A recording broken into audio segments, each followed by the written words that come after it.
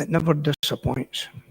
I've never found it to ever disappoint. I'm still reading after 35 years, and it's revealing more and more to me, So another thing here that was interesting.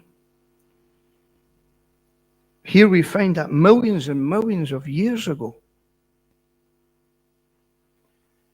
they were chanting mantras.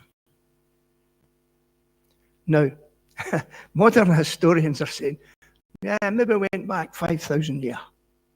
6,000, now they're moving that a wee bit further back, 10,000. Maybe it was 12,000. Here we're saying Srila Prabhupada's the Bhagavatam's telling us millions and millions. Now, if you were to say that to a modern historian, archaeologist, paleontologists, the modern scientists, they would say that's hokum. That's not possible. Just because they think it's not possible. But we, being devotees, follow this descending knowledge coming from perfect Krishna. It's descending down. We follow descending knowledge, not speculative knowledge. So we get it from the perfect source. How lucky we and fortunate to come to that situation. And not everybody will take.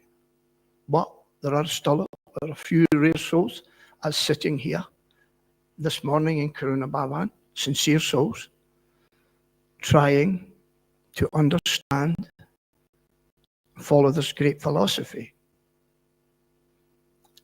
And we're confident we'll get the highest gain as love of God. The highest gain.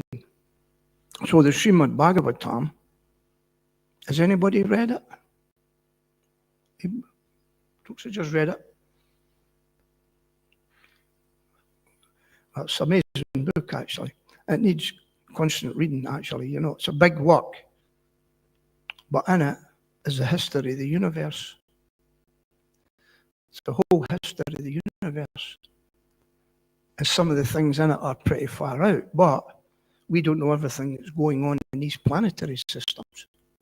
Well, the only way we know is through the Srimad Bhagavatam. Just like they say here, millions and millions of years ago. Millions. I mean, it's hard to get your head around, but we believe what the scriptures tell us. Not blindly, but we study. And we're confident when we go out in the streets and meet people like that we can give them the most valuable thing. The most valuable thing is knowledge. So, and the great Narada Muni, even though he was the greatest devotee, I would say the greatest devotee, he's traveling continually chanting the holy names. He can go through the planetary systems. That's the real Superman for the modern age. But nobody knows about it, but we know about it. We can chant locally, we can chant in Glasgow, Edinburgh, purify people a little. But Narada Muni, he's traveling through the universes wherever he wants to go. It's an amazing thing. I always think that's amazing there.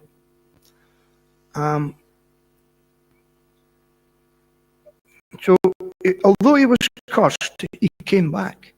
He was born into a Sudra woman, was that right, Dr. Joe? A Sudra lady? Yeah, and he was young. Later on it tells you here. He says he took birth again. Although he was cursed, he was fortunate to be born to this washer lady or whatever she was. And she was rendering service to the great devotees at that time. She was just rendering them service. And he got to eat their food off their plates. They gave him permission. He asked permission. They gave him permission. He ate it and became so purified. He became the great devotee that he was. But it's just later on it explains a wee bit about that. Amazing thing. Krishna's so merciful. In this age that we're in, Kali Yuga, we know it's a very degraded age, very, very degraded. We can see it a lot when we're on the street, we see what's happening to people. And because we feel compassionate, because we want people to get this highest knowledge, we're prepared to go and give them. A devotee should have such determination. And then that, before previous years, nobody actually knew what self-realization was. Nobody knew really what self-realization was. Maybe a few Western philosophers, some yogis, but it was known in India what to be self-realized meant. To become a great soul. It was known until Prabhupada brought the whole thing here, as we all know Prabhupada's history, a bit of how he came. But before, it was never known. We had religion, we had Christian religion, Buddhist religion, other religions, but they weren't explaining the depth, the science of it, about planetary systems, about how it was expanded, till Prabhupada actually came. And that's why he came. He came to explain. In other words, he blew the whistle. He blew the whistle. Say, but sis, he was exposing a lot of nonsense, actually. There was a lot of nonsense went on, because speculative reasoning it can give you some understanding, but it can't give you right on the button. Right on. He nailed it. Prabhupada nailed it. And nobody really knew what to realize the self was. Yoga, they knew a little bit about yoga, standing on your head, keeping fit, deep breathing. But Prabhupada brought us the proper, coming on a strict line, devotees going back thousands of years, and for Krishna himself. So then you realize, if you really want something, you're better to get the best or the highest. You must want the highest. If you go to a religion, say, you want the highest. You don't want watered down versions, misunderstandings. You want the actual bang-on details. Prabhupada brought that and spoke fearlessly, which was one of the things that attracted me. Was he was actually saying things that I was like, oh, that's unbelievable what this person's saying. When I first read the book, I was like, this man's so bold, assertive. That's how it is. This is like that. And it actually made sense to me. Made sense. I'd never seen preaching like that. It thrilled me at the time. I was thrilled when I heard Prabhupada speak in the science of self-realization. I was thrilled when I read what he was saying. He was completely turning things around. He was challenging the system of things. He was challenging the system. All nonsense, all rascals. That was Srila Prabhupada. I love Srila Prabhupada for that. And not only that, he was going to meet all the big people. All the big people, anybody you want. Priests, big politicians, big celebrities. And he was able to convince most of them. Even although he met a cardinal called Cardinal Danielou. Have you read that one? And it's in the Science of Self-Realization. Cardinal Danielou. I think he was a French bishop, or something like a bishop, cardinal. Came to meet Srila Prabhupada. Prabhupada got down to business. You're eating meat? Yes, we think it's all right to eat meat. Animals have no soul? Well, we don't believe they have a soul. Yes, you're saying this so that you can eat them. I love that. So bold. I love Srila Prabhupada for that. And that's why we come, and it uplifts me, actually, at this stage in my life, when I see young devotees come, and I like to share with them if I've got some confidence in our system, our devotion, our Bhakti yoga system, our chanting, our philosophy, our prasad, our beautiful deities. There is not a yoga system that can compare to this. And it's joyfully performed. Who gets to dance with a big smile on their face in the morning? Not many people. We get it though. And we should understand these things are pretty amazing. Eh? Young people are coming along. It's happy for me. It's like young Renus and young Ishan. They're coming along, young men, and we want to instill in them to keep going always. Study, understand the philosophy, keep going. Because we need them. They're our next generation. Us all codgers are we're in the last hurdles coming out the material world. We don't mind. When we see the young people coming along, it's very inspiring and uplifting. And the young devotees, they keep us young as well, young at heart. So, yeah, Krishna consciousness is wonderful. And to get the chance to do something in the world worthwhile, actually real value by changing people. Because the world's we'll see it now. We're looking on, some of us watch YouTube, and we see the terrible problems in the world. But we know if everybody connects to Krishna, we're trying to be lords over the material energy. And we're being unsuccessful. We're claiming, I'm a Scotsman, proud Scotsman. He's a proud Englishman. He's a proud African, a proud American. We're all proud, our nation. Because we were born here, you know. We have to try and get rid of that national identification. Because it's like an animal mentality. One dog's barking at another dog. I mean, when I was young, we Scots thought we were the greatest. As Scottish people, we thought we really did. Jenny will tell you that. We thought we were the great Scots. There's nobody like us. And then something happened. I went down to England and I was told to hate the English people. The Sassanach people that came up to Scotland and plundered and fought with us. We were taught they're bad, the English are bad. Then I went down and met English people. They were nice to me. Very nice. The Yorkshire people, they were sweet as anything. And I went, wow, what a myth. These people are so nice. But these divisions are rendered useless when you come to Krishna consciousness.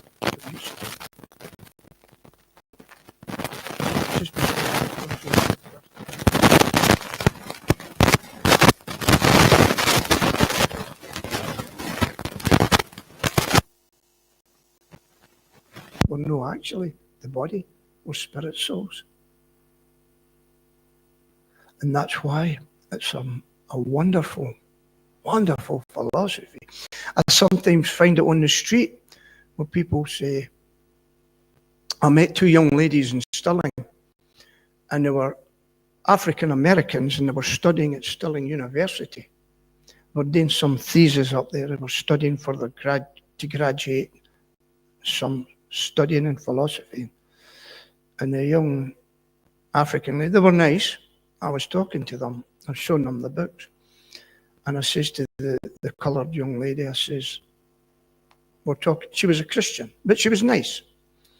She was nice.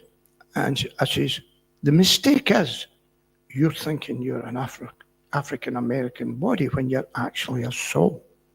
You're the soul within the body. That's your identity. And she was thinking. They were intelligent young ladies. I says, you know the body, when you're a bit advanced, you see your soul, the energy that gives life to the human body. And she was thinking, she says, you know, that makes a lot of sense. She says, that makes a lot of sense. I says, you're no an African American. You're the spirit soul. And when you advance, you see everybody as a soul with an outer form. She says, could I use that in my thesis? I says, certainly. Certainly. She says, that is quite, I've never thought of it like that. So this is what makes what Prabhupada gave us educational. And that's what makes me feel so fortunate to give people. I made a mark on that young lady. She says, would you be all right if I put that in my thesis? I said, certainly, why not? I says, if it opens people up, you're not the body. We're fighting over the national identities. He's this, he's that, he's that. But that's where we can go and meet people and we see them. We see their sufferings. We see their sufferings. And you know, they're getting a pretty hard time of it just now. A real hard time. Real hard time. And we have got the knowledge and how long it takes for it to penetrate into their understanding. But we must be just enthusiastic and compassionate. That's why it says, full of compassion for the fallen souls. I mean, you can't go out there and think, man, not too keen on that person and that person. You can't go out like that. You've got to go out and say, I like these people, I'm going to help them. They're struggling. Who's no struggling in the material world? Is it anybody no struggling? Who's no struggling? Who's having a fantastic time? You might sometimes have a little bit. Oh yeah, it was a great movie last night, or this or that. But flickering, temporary. It's flickering and temporary. And they're not fully satisfied. If you want full satisfaction, we know how to get it. We know how to get it. Through Srimad Bhagavatam, Bhagavad Gita. And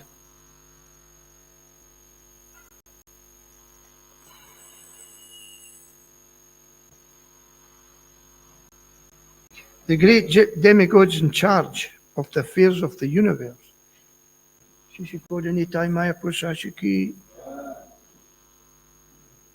Demigods of the universe. Powerful administrators over heat and light, water. Makes sense. But I'd just like to say, the people are starting to wake up. Big people and positions in society. Some big politicians, some scientists in their fields, the varying scientists, are starting to now say confidently. I seen a forum where they were all together, 5 of them or 6 of them, prominent men in their fields. I can't remember all the fields what they were. Every one of them says, no, it's a mistake. Darwin's theory is a mistake. Can't be. Confidently saying it. Whereas a few years ago, you'd go to laugh for saying that. Darwin's theory. It's proved. It's been proved. Welcome for animals. You know, they're like that, some people. It's been proved. We come from apes. Well, good luck with you, you know. But now, the scientists are saying, these scientists in different fields are saying, intelligent design. It's got to be it must have been designed. But they may be reluctant to say God,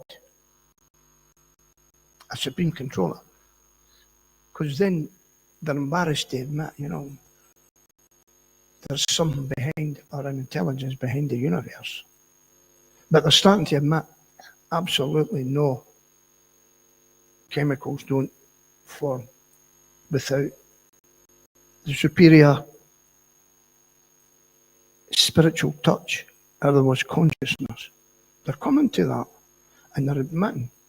So now where do they go? Once they came to the understanding, yes, intelligent design. Who is that intelligence? Now we're waiting. Who is that intelligence? Hare Krishnas are waiting.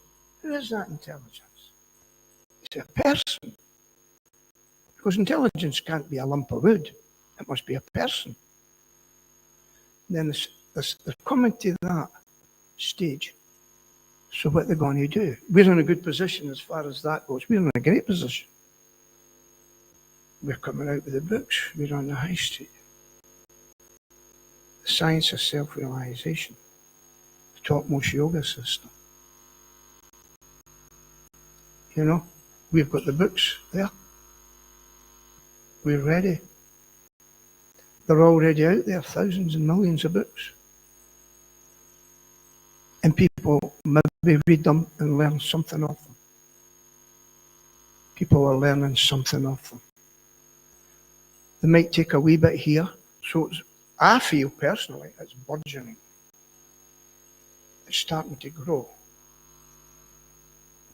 They're starting to accept us, our philosophy, because they're getting smashed.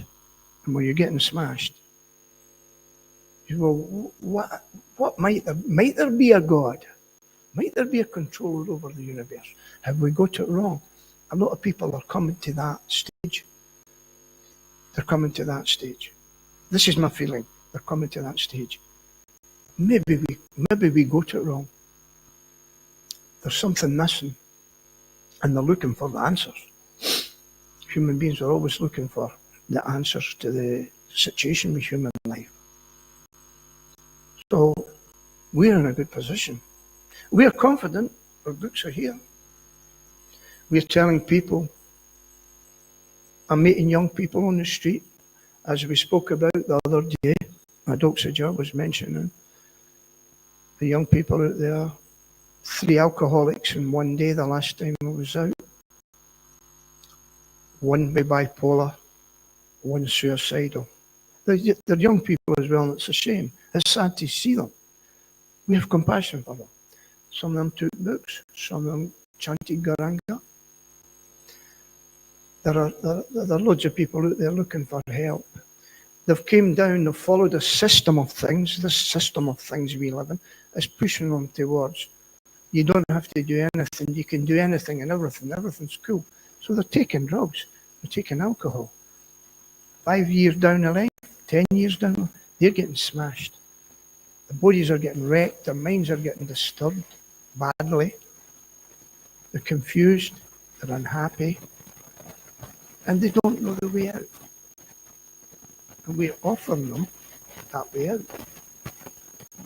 And sometimes when they meet us, they get a wee bit of happiness, they get a little bit of happiness. Say, oh, there's something about these people. Nice. Let me chant around, have a wee laugh with them. So you have to stop doing that. It's a downward spiral of destruction. What are you waiting for? Don't worry. We're playing a part. We are playing a part. And we don't know.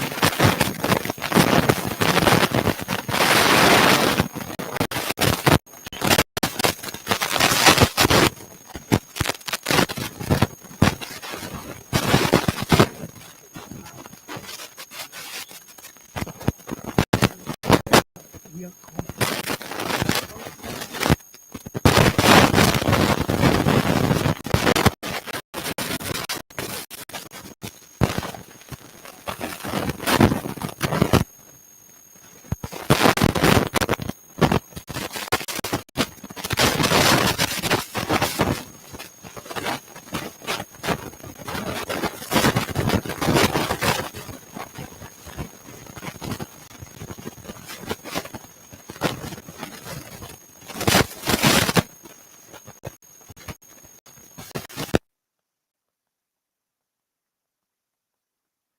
road that you some way or other can give these books out.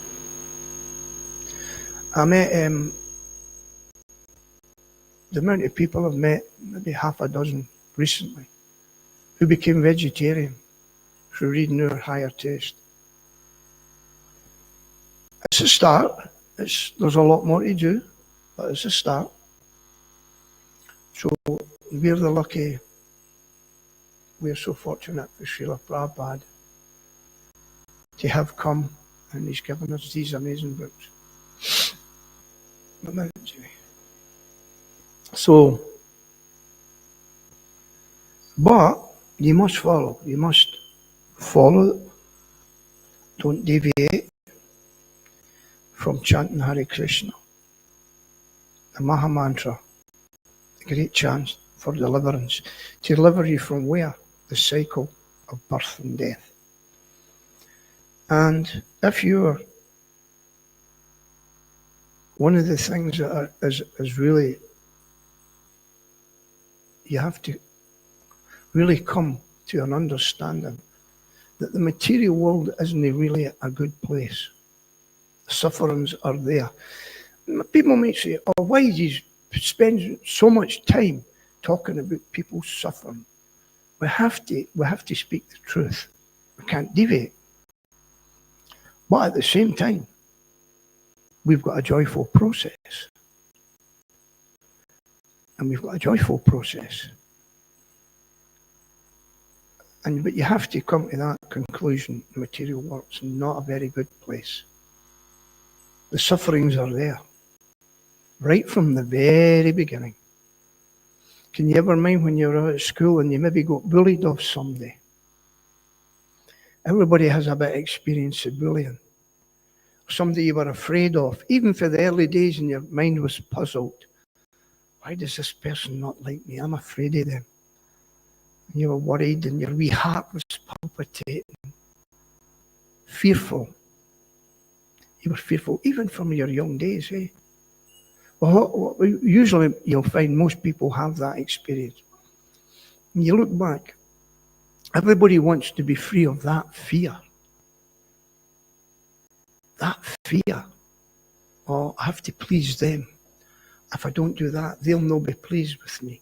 My teacher will not be pleased. My mother will not be pleased. My dad will not be pleased. My pals won't like me. From the very beginning, you're stressed. And then your adolescent years and the alcohol days come up. Then you have to take a battering with that one because we believe that's the right thing to do. Everybody else is doing it. It's all wonderful. And then you see a few things happening. You see, oh my God, this is brutal. People fighting over the slightest wee things.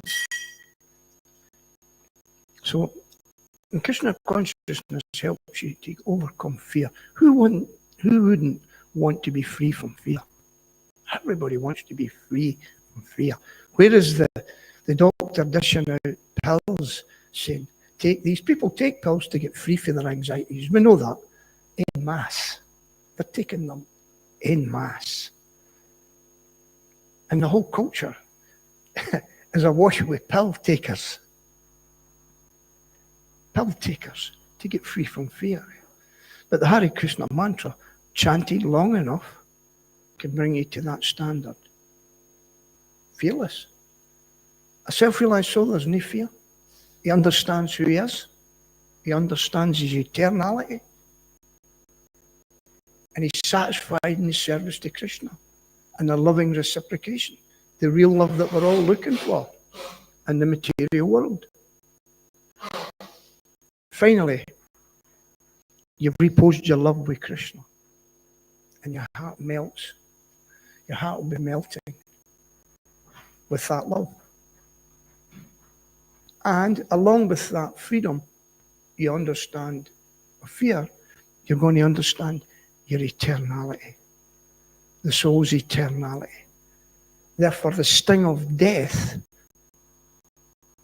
cannot be bad. It may be a little uncomfortable, disturbing, but if you're fixed in your mind, Krishna. The analogy is given that sometimes a cat catches a rat and the pangs of death the rat feels it.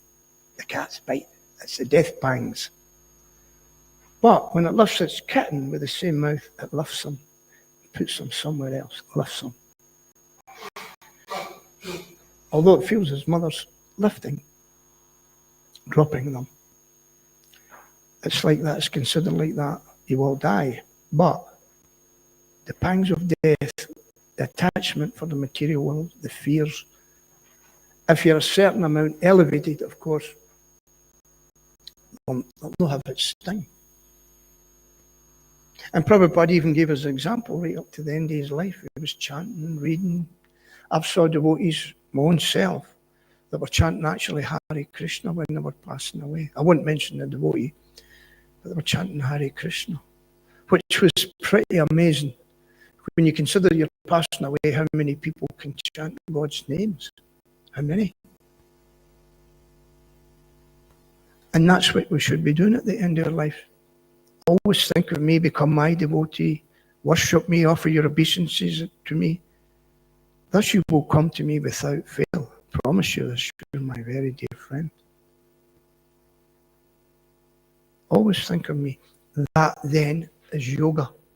That is union with the divine. Union with Krishna.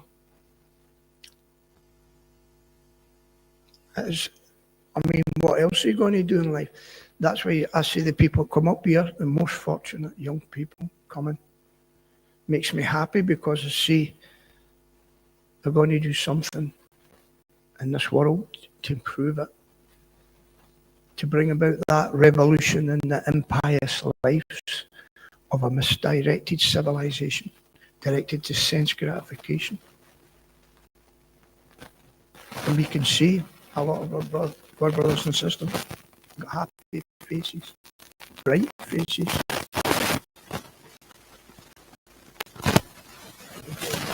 Get started, get education.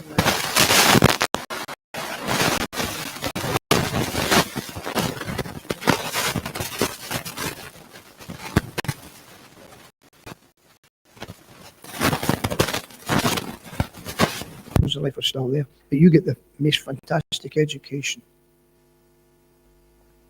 free of charge. You sit every day, or you sit in the ashram and you read. So this amazing philosophy, which we are trying to bring some light into the dark Kali Yuga. And we're asking people, give up killing animals.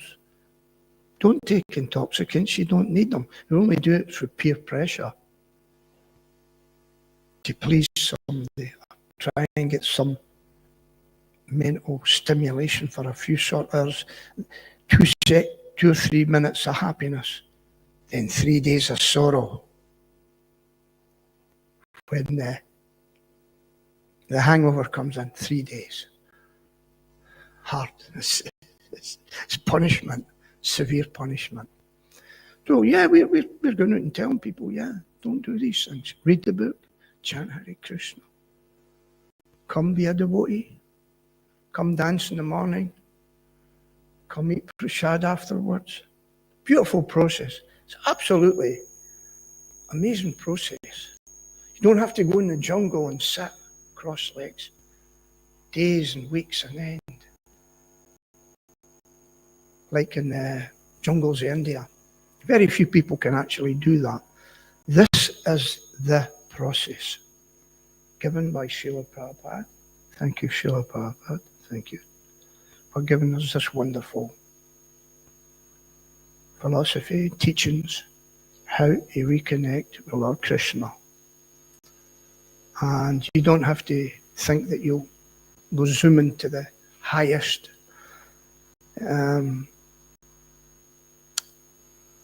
attainment of Krishna consciousness, a pure devotee. But gradual, you'll get the highest thing. Gradual. I would say steady pace wins the race. Steady pace wins the race.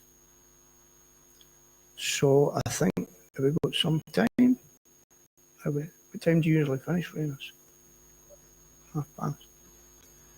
So we're all looking for to be inspired. My inspiration is that I'm getting older and I still like to go in books. I like doing it. I like to go to the people and give them these books because I am convinced that these books can bring that revolution and an impious life of a misdirected civilization. I am convinced. I'm convinced of this. And I would like everybody to be convinced. But read the books you must. Be confident. You should be confident. Go and do this. Especially young people. If we can attract new tricks. Luckily I got it when I was quite a young man. But I wished I had took it from the first second of life. And I know a lot of others might say the same. The first second of life. You come out for your mother's womb and you're a toddler and ching, ching, ching, ching, ching, ching, ching, ching, ching, ching, ching, ching. Thank you, Mummy. Ching, ching, ching. Thank you, Daddy. Ching, ching, ching. It's a great start. Otherwise, you'll just be competing with everybody to try to be the top dog. Men try to be the top dog. Women to be the most beautiful. Not be satisfied with what you are. If only you knew you are what you're meant to be. Any quick questions? Jenny, Prabhu?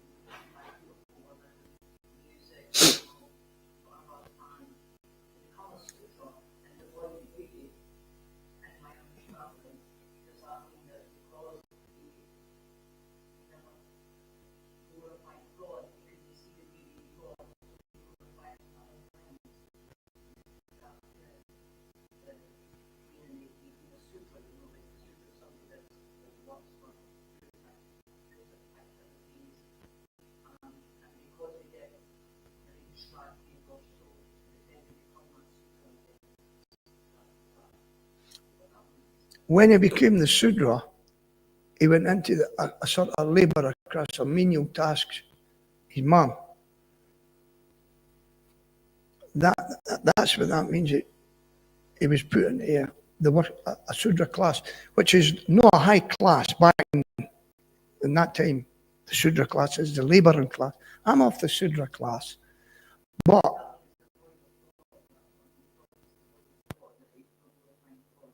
he was glorifying demigods whatever way he was off. Whatever way he was off, he wasn't glorifying, but he came back to be the highest devotee. But even in the labouring class, you can rise to even a dog eater class. You can absolutely.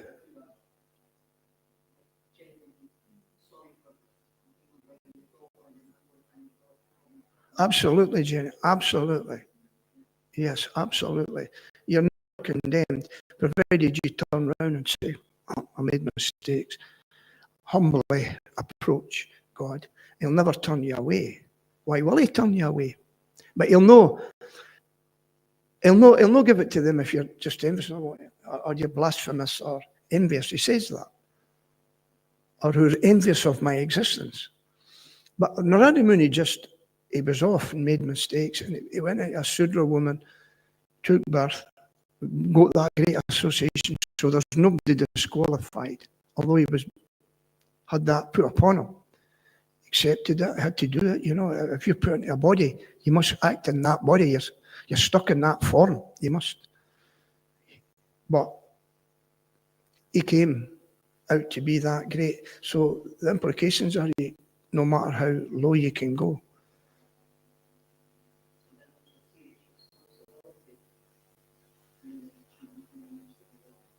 Yes, it's serious, yeah. We're chanting to get free, yeah. We try our best. We try our best to chant attentively, you know. But there's no loss or diminution. It does not diminish. Whatever you gain never gets lost. It's to your eternal benefit. And if you'd have to come back, start from 2%. If you did 3% in Krishna consciousness, start for 4%. It's a win-win. It really is a win-win. But if you gain everything in the material world and you lose your big home, your bank balance, and you die, and you're holding on to everything, what did you gain if that was your whole?